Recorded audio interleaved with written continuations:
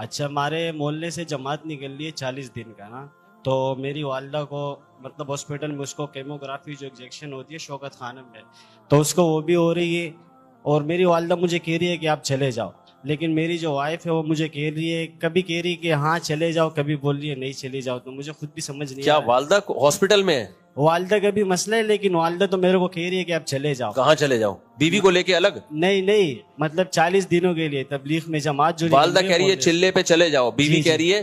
بیوی کبھی کہہ رہی ہے چلے جاؤ، کبھی کہہ رہی ہے نہیں جاؤ۔ ابے چلا لگا لے جا کے، بار بار موقع زندگی میں ہر دفعہ موقع نہیں ملتا، بیوی کو بھی لے کے جاؤ ساتھ میں۔ یہ بڑا عجیب ہے، بیوی گھر میں ہوتی ہے، خود جا رہے ہوتے ہیں، بیوی کو بھی لے کے جاؤ۔ اللہ کے بندو، گھر جب بنتا ہے جب میاں بیوی دونوں نیک ہوں، اگر ایک بھی نیک نہیں ہے نا تو بچہ اس کو فالو کرتا ہے جو نیک نہیں ہے، سمجھ رہے ہو؟ آپ کی بیوی پردہ نہیں کرتی، آپ پردے کے فضائل سناتے ہو، بیٹی آپ کی بیوی کو فالو کرے گی، آپ کو فالو اللہ ماشاء اللہ 100 میں کوئی ایک نکل آئے۔ تو اس لیے دونوں کا تو تبلیغ میں جاؤ، دونوں بیوی کو بھی لے کے جاؤ۔ مفتی صاحب پھر دیکھو گھر میں ایک برکتیں آتی ہیں، ایسا زبردست گھر میں معمولات کا ماحول بنتا ہے۔ میں تو خود اپنے گھر والوں کو چاہتا ہوں تبلیغ میں لے کے جاؤں، لیکن میں مشہور ہونے کی وجہ سے کہیں جانے کے قابل ہی نہیں رہا۔ تبلیغ کے علاوہ کوئی آپشن نہیں ہے اصلاح کا، یا تو کوئی بہت نیک بزرگ اللہ والے بزرگ، آج کل بزرگوں کے پاس ٹائم ہی نہیں ہے، بزرگ مارکیٹ میں شارٹ تو نہیں ہوئے، کم ہو گئے ہیں لیکن ہے۔ دوسرا یہ کہ مردوں پہ تو ان کی توجہ ہوتی ہے، عورتوں پہ توجہ دے نہیں سکتے، ٹائم ہی نہیں ہے نا، خطوط کا دور چلا گیا، اب خطوط لکھو اتنے بڑے بڑے، پھر بعض تو بزرگ ہیں نہیں، وہ بنے ہوئے ہیں، وہ کسی خاتون کو بیعت کر کے کیا کرتے ہیں، وہ خاتون اپنے شوہر کے سارے راز خطوں میں لکھ کے فاش کر دیتی ہیں، میرا میاں ایسا ہے، میرا میاں ویسا ہے، میرا میاں، ان کا اصلاحی تعلق یہ چل رہا ہوتا ہے۔ تو 2 نمبر بزرگ کی بات کر رہا ہوں۔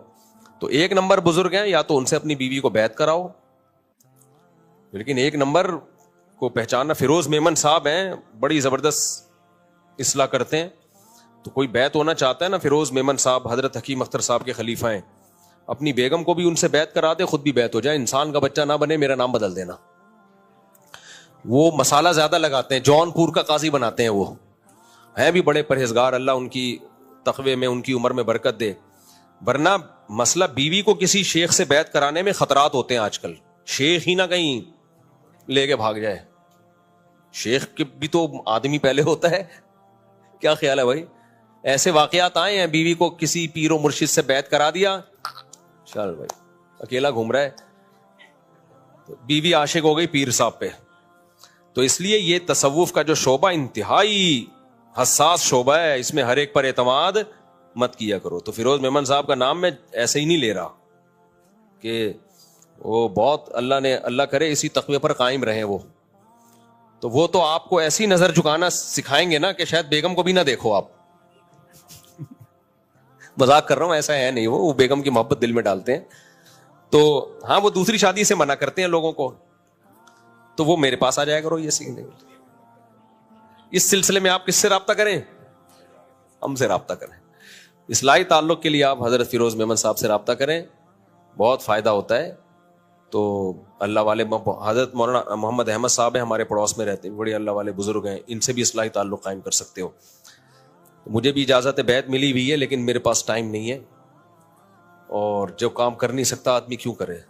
تو جب اللہ، ہمارے شیخ کی طرف سے تو حکم ہے کہ شروع کرو لوگوں کو بیعت کرنا، لیکن ہمارے پاس ٹائم نہیں ہے، اور کیسے سنبھالیں گے ہم؟ جو کام ہمارے ذمے ہیں وہ نہیں نمٹ رہے ہم سے، ایک اور کام ہم ذمے میں لے لیں تو اس لیے ہم سے نہیں ہو پا رہا۔